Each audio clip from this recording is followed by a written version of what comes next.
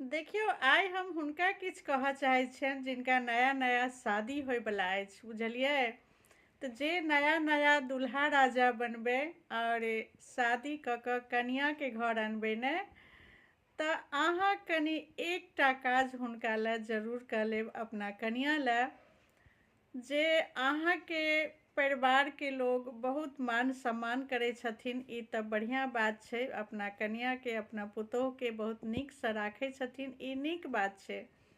लेकिन अगर किनको घरमे अहाँके कनियाँके जखन बेइज्जती हुअ लागे ने, और जखन कनियाँके ऊपर बहुत प्रकारके होइ छै, बुझते छियै ससुरालके लोक जहन सुनाबैवला एगो परिवार भऽ जाइ छै और सुनाबऽ लागै छै ने, तऽ बहुत किछु जहन सुनाबैत रहै अहाँके कनियाँके जहन बेइज्जती होइत रहै ने, तहन एक रत्ती अहाँ अपना कनियाँके साथ दऽ देबै, बुझलियै।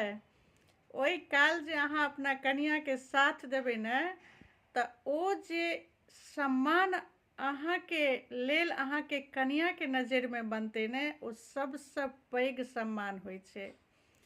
किया तऽ केओ भी लड़की जखन सासुर आबै छथिन तऽ ओ नहि चाहै छथिन जे हम कोनो साउसके या ससुरके या परिवारके किनको जवाब दऽ कऽ अपन छविके खराब कऽ ली।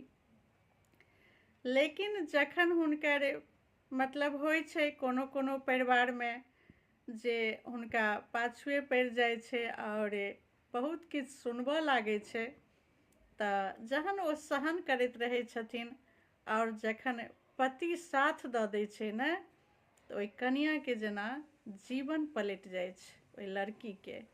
और जाहिठमन पति साथ सेहो नहि दै छथिन आ परिवारके लोग बेइज्जती करैत रहै छै ने, तऽ एक ने एक दिन ओहि लड़कीके खुद बाजऽ पड़ै छै। किया तऽ बर्दाश्त कतेक दिन करतै, बर्दाश्त करैत करैत एक दिन ओकरा खुद बाजऽ पड़ै छै। और सबसँ ज़्यादा तकलीफ ओकरा होइ छै कखन, जखन ओकर पति साथ नहि दै छै। और जब ओ लड़की बाजऽ लागै छै और सहनसँ बाहर होइ छै तऽ बाजैए पड़ै छै, तऽ अहाँके कनियाँके छवि अहाँके परिवारमे सेहो खराब भऽ जाइए, बुझलियै। भल ओ लड़की कतबो नीक किया नहि रहथुन, लेकिन अगर पति ओकरा साथ नहि दै छै, पति सपोर्ट नहि करै छै, तऽ घरक लोक ओहि बच्चाके ओहि लड़कीके कोनो नीचाँ गिरबैसँ पाछू नहि छोड़ै छै, बुझलियै।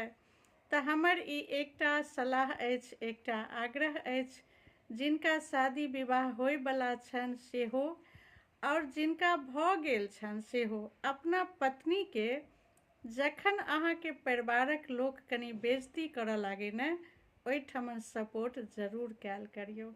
जीवनके अनुभव छै ई सब, बहुत जगह देखने छियै सुनने छियै, तैँ कहलहुँ जे एकटा छोटा सा वीडियो बना दै छी। जय मिथिला, जय मैथिली, बाय बाय।